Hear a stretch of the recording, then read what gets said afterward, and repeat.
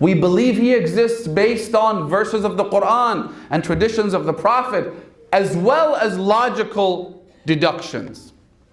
But that's not enough. You need to feel his existence. You need to recognize that he is here.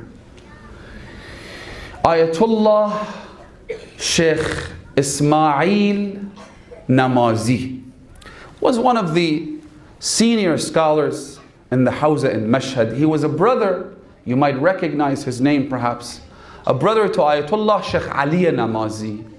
Sheikh Ali Namazi is the author of a book called Mustadrak Safinatul Bihar, an excellent resource for anyone who can read Arabic, and perhaps there's a Farsi version available, I am not sure.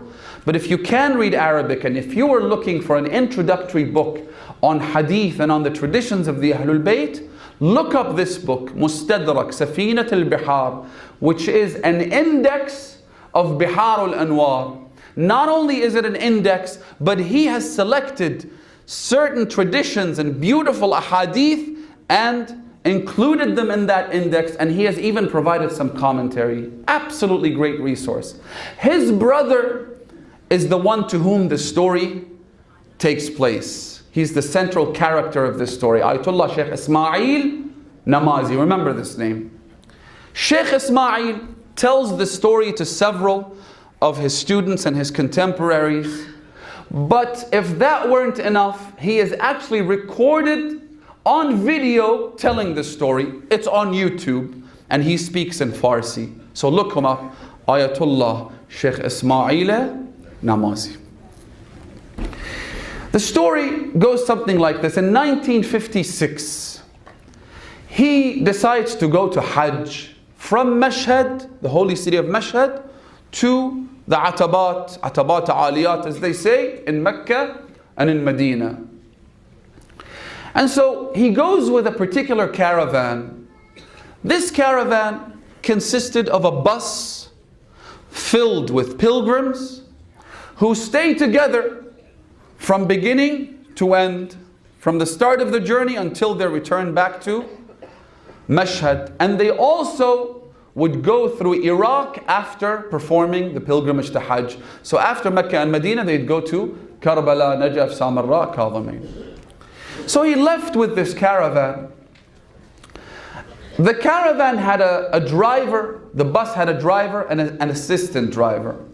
The driver's name was Mahmoud Agha. The assistant driver's name, this is relevant.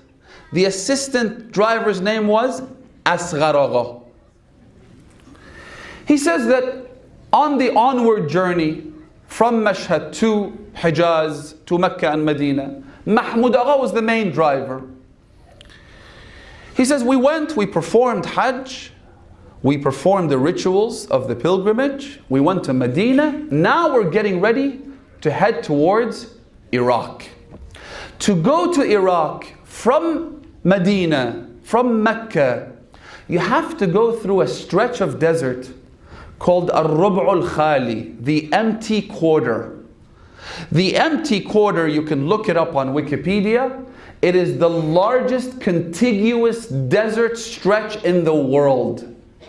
It stretches more than 250,000 miles, 500 miles across, and 200 miles or 250. And it's a massive stretch of land. It has hills, it has valleys. It goes up and it goes down. But the one common denominator throughout this desert is that it's filled with sand. And the sands keep shifting because there are sandstorms, and so it doesn't have one single appearance to it. It keeps changing its appearance. One day there's a cliff here, the next day it's completely gone because the wind moves the sand and shifts it around. He says, on the way back, we got on the bus, and the authorities back then would bring together 100 buses together so they could all travel at the same time. Sending one bus on its own would be too risky. Two buses, a little risky. So instead they would bring and combine 100 buses and they would be a contingent that traveled through the empty quarter, this massive desert. He says, so we got into our bus. Mahmoud Agha, who was the main driver, he drove the bus for a while, then he got tired. Asghar Agha said, let me drive. So he takes command of the vehicle. Because they were one of 100 buses, they happened to be all the way in the back. So Asghar Agha was probably a younger man who got bored, felt that the buses ahead were driving too slowly. He said, you know what? I'm going to overtake these buses. So he started driving faster and faster until he overtook all of the buses, but continued to drive at a very fast speed. Ayatollah Sheikh Ismail Namazi says, I kept telling him, don't do this, stick together, wait for the other buses, don't go on your own. But he kept saying, no, it's okay, we have enough fuel, we have enough gas, we have water, we have food, there's nothing to be worried about. And we know this is the asphalt road and it takes us all the way to the Iraqi-Hijazi border. There's nothing to be worried about. But because of the sandstorms and because of the shifting landscape, the sand covered the asphalt. Now you're in the middle of the biggest contiguous desert in the world and you don't know where the road is. Asghar Agha kept telling them, but that's still okay. We'll manage because I can guess the direction we need to keep going and I'll keep going that way. So they say that they kept going and going and going and going until it was Maghrib time. They have no idea where the main road is. They have no idea which way they're going. They've already traveled a couple of 100 miles and there's no sign of the border. They should have reached the border by this time. Ayatollah Namazi says, I told him, you know what? Stop. It's getting dark out. Let's camp and let's spend the night out here before we run out of fuel and we run out of water. Because the biggest danger is not only that we get lost, but we run out of these things.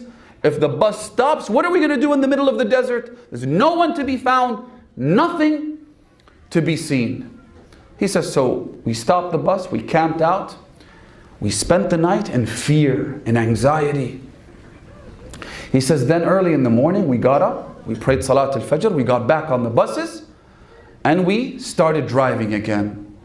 The more we drove, the more it felt like we were going nowhere. He says, until it was almost Dhuhr time when our fuel tank became empty. Now here we are. No fuel, no gas, and with dwindling water supplies. The water we had should have lasted us half a day until we get to the border. But our water is almost finished. He says, we got out of the bus. I told everyone, you know what? This is the time we need to do tawassul ba'agha Imam Zaman. There is no other respite. There is no other way out. Let us pray to the Imam. Soon after that, within a couple of hours, the sun and its scorching heat hitting our scalps like nothing else, burning us, the water finished. Allahu Akbar. Ya Imam al-Zaman, Ya Faris al-Hijaz, Ya Hujjat ibn al-Hasan. We began crying, we began weeping until darkness fell. He says, when it was close to Maghrib, I said to them, brothers, I don't want you to lose hope, but it looks like we are hopeless. How are we going to spend the night here? All alone in the middle of the desert, no water, nothing. We had a little bit of food left, but what do you do with food when you don't have water? He said, you know what? I'll tell you this. Let's all dig our own graves so that at least we sleep in those graves and the animals, the scavengers, the beasts don't come and eat our flesh in the night. If we're going to die, let's at least die in our graves and be covered by the shifting sands, then become food for these animals of the desert. So we dug our graves. Now imagine, when you've dug your grave, you've reached the state of desperation. At that point, you are truly hopeless. So when you turn to Imam al-Zaman and call out, Ya Hujjat ibn al-Hasan, when you recite Dua al-Faraj, you do so like a truly grieving, bereaved mother who has lost her child. Not someone who thinks of the Imam every once in a while. He says that with our graves dug, we spent the night in prayer, invoking the name of the Imam, supplicating to him until it was close to Fajr. He says, when Fajr struck, I had left the group. I didn't want to be seen crying and weeping and sobbing, so I had gone a little further out to cry and beseech the Imam of our time. He says, suddenly I looked up and there was a Bedouin man approaching from nowhere, out of the blue, as they say. A Bedouin man approaching with 12 camels. He says, to me this was very strange, but not strange enough to be occupied with the idea that we are in the middle of the desert. There's no civilization to be seen anywhere near. Where is this man coming from? Where is he headed to? I had no idea, but I had my own problems. He says, as soon as I saw him, I walked up to him. I said, Assalamu alaikum. He replied by saying, Wa alaykum assalam wa rahmatullahi wa barakatuh. He then says, I looked at him. He was the most beautiful person I had ever seen. I saw his khal, he said. I saw the whiteness of his face. I saw that beautiful flowing beard of his. And even though he dressed like a Bedouin, he looked nothing like a Bedouin. Those desert-dwelling Bedouins in the empty quarter usually have a very dark complexion. And yet he looks very different. He says, but that wasn't enough to provoke any curiosity. Again, I was occupied with my own problems. He says, because Ayatollah Namazi had spent time in Iraq, he had studied in Najaf, he spoke with an Iraqi accent. And those of you who speak Arabic know that Iraqi accent is distinct from Hijazi accent. Sometimes they have difficulty communicating, difficulty understanding each other. And we have a hadith that the Imam of our time would speak to people in their own dialect, in their own language. We have a hadith where the Imam spoke to a man from Iran with a Mashhadi Persian accent. We have a hadith where the Imam would speak in a Syrian and Lebanese accent to those who were Syrian and Lebanese from Sham. We have a hadith that the Imam spoke in Hebrew. The Imam spoke in different languages depending on who he was talking to. So Ayatollah Namazi says that I told him, إحنا مضيعين, in an Iraqi dialect. We're lost. So he says immediately, he said, Ana jaya dalikum, in an Iraqi accent, I'm here to show you the way. He says, so I told him, where is the way? What do we do? He said, here is what you do. Sheikh Ismail, he mentioned my name. He said, Sheikh Ismail, go to the bus driver. First off, don't let Asghar Agha drive. Because it was his fault that you ended up where you are. Ask Mahmoud Agha to be the driver. Number one. Number two, again, he should be mesmerized. But again, he's occupied with survival. He said, number two, one of the things that they had done, they had made an intention when they were in the state of desperation, beseeching Imam al-Zaman. They all came to an agreement, I forgot to mention this, that if they could survive this ordeal, they would take all of their money, all of their possessions and give it in the way of Allah subhanahu wa ta'ala. And lead a life of virtue, a life of purity, avoid any and all sins.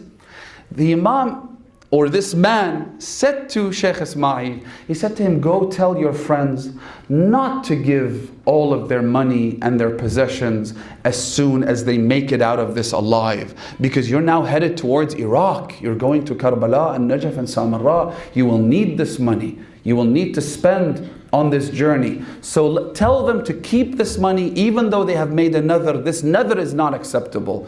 Keep your money until you get back to Mashhad. When you go there, you can give money in the way of Allah subhanahu wa ta'ala all you want, but not now. So that's number 2. Number 3, he said, you see those 2 mountains? If you go through those 2 mountains and turn left, you will find the border between Hijaz and Iraq. Go there. This is where you intended to go. And wait there. Your caravan with the 99 other buses will arrive tomorrow. And you will in fact get there before they do. He says, so I went back to the group. I told them that this is what this man is telling us. This is the way. This is what you need to do. This is who the driver is. Let's go. He says, but my group told me, having gone through that phase, that period of fear for your life, they said, could you please ask him, because you can speak Arabic, ask him to join us, to come along with us, in case we get lost again. Let him take us to the border. Let's have him come with us to the border, and then he can leave us. He says, I walked up to him. I took a copy of the Quran that I had.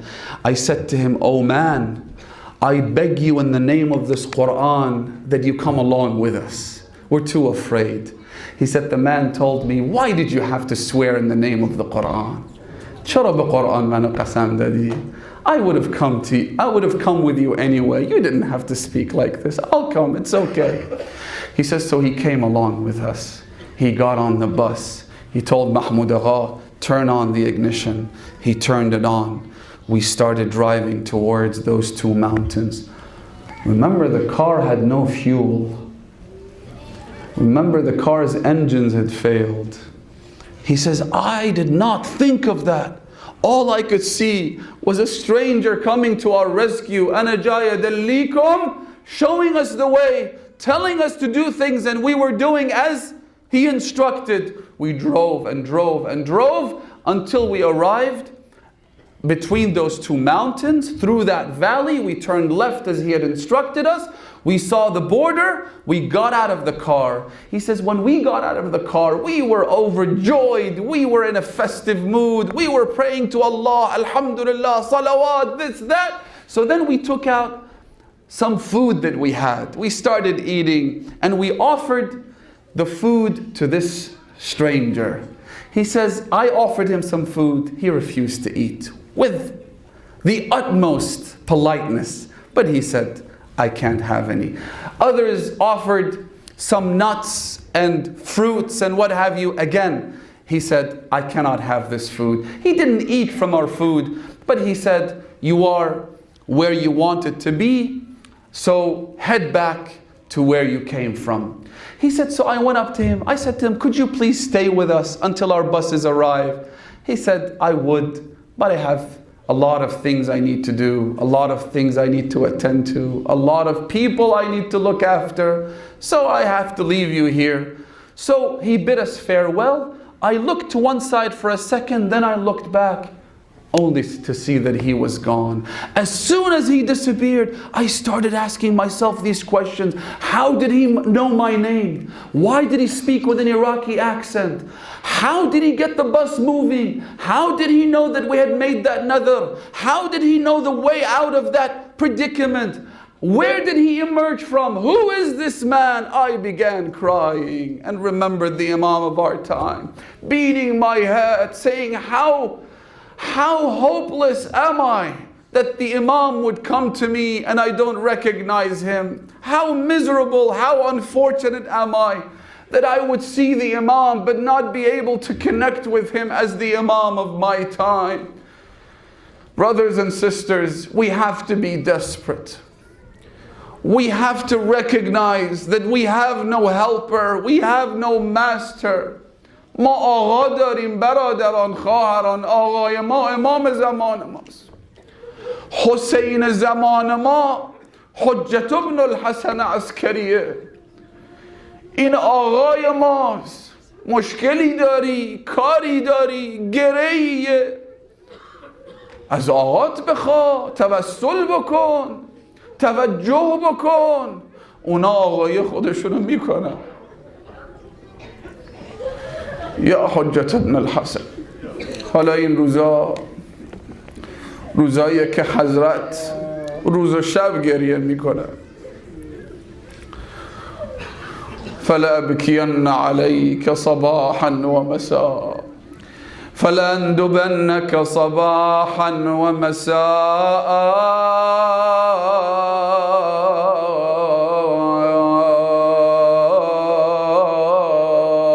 يا جداه يا أبا عبد الله ولأبكين عليك بدل الدموع دما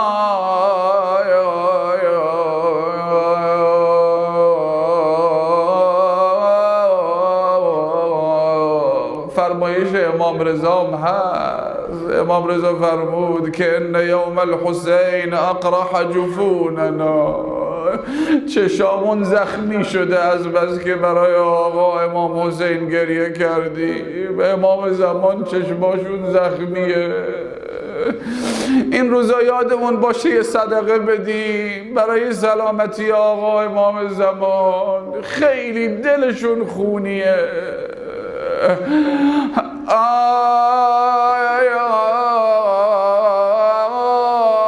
یا مولاي یا حجة ابن الحسن المهدي عجل الله فرجك.